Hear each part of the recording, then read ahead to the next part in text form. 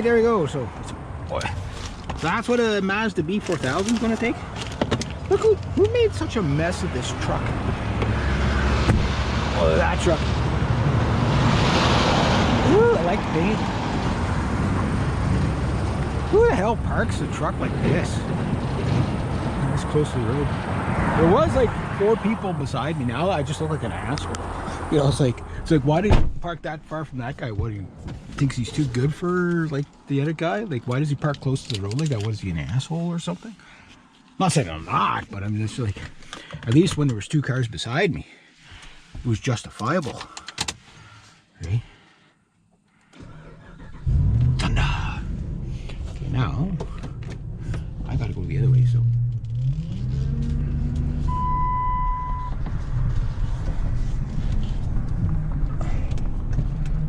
Getting out of here is always kind of fun.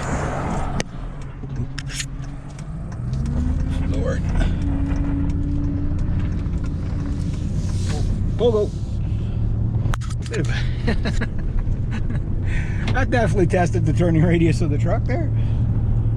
I mean, you get it wrong. You go right at the cliff face, eh? Okay, now it's starting to get warm. 21 degrees. Stay at 21 degrees. That's room temperature. That's still a little bit hot for me. My Canadian blood and all that. But not bad. Better watch my speed. I'm still in the back roads. I'm still in the town limit, so it's still 50 here. So. Holy.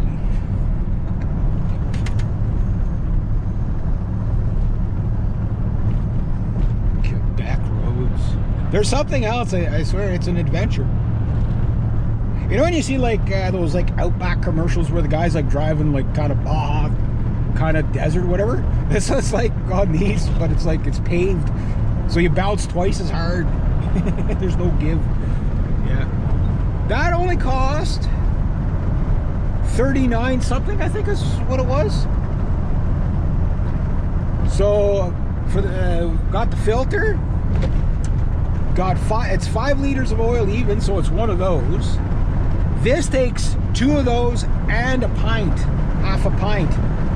So this thing takes like 6 or 8 liters. Or sorry, 9 or 10 liters out of this thing. Well, no, it would be, yeah. So I guess I had 2 4-liter ones. That's why. So that was 8. Yeah. So this might even take 12 liters. It takes a lot of oil, like considerably a lot more. So, like my dad's like, oh, it should only be one, you know, one of those. And I'm like, I don't know, it costs this thing 120 bucks. Now, mind you, I had the guy do it. But the last time, just the oil, which I still have at home, mind you, for this, and not including the filter, was about 70 bucks. So it's almost double what goes into that V6. Now mind you, that V6 I think is overhead cams, so you probably need extra cooling for pushrod engines. Someone said, Reg, I don't think there's cams in a pushrod engine. Yeah, there is. It's at the bottom.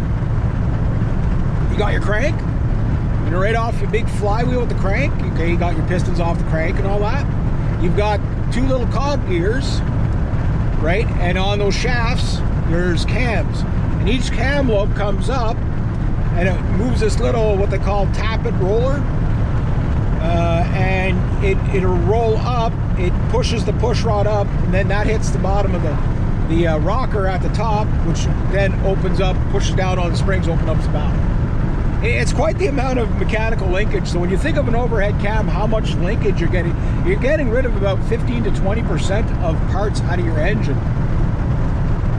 Now, if we are to stay with gasoline-powered engines for any length of time, the Krongsreg, I'm probably pronouncing it, has electric valves, which eliminates another 30% of parts out of your system. So you don't even have cams, it's just electric valves.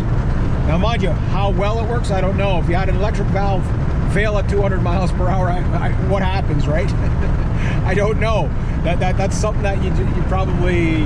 It's like these Formula 1 cars, like they're just spaceships. They run on the most minimal oil at the hottest temperature just before failure. And I think they're all electric valve. And basically what it is the valve is basically a solenoid, an actuated solenoid, right? And it just, like, it basically, that is your whole valve train. But they have to be computer, like it's computer fired, right? Because it's electric, right? So it has to be even more precise than your fuel injection system, or else it doesn't work. So how well does it work? I don't know. How reliable is the Krongs rate? You know what I mean? Like, that's a $250,000 car, you know. But these handmade cars, handmade does not necessarily mean better, you know, when it comes to that kind of precision, right? And handmade meaning, you know, a guy actually programmed the actual milling machine to do whatever. It's not just all robotic. So, yeah, very cool stuff. But so almost anything you have in your vehicle is usually a spin-off development from racing technology, right? How cool is that? But so why is the pushrod engine still around? That's a great question, isn't it? Yeah, why is the pushrod engine still around? Let's think.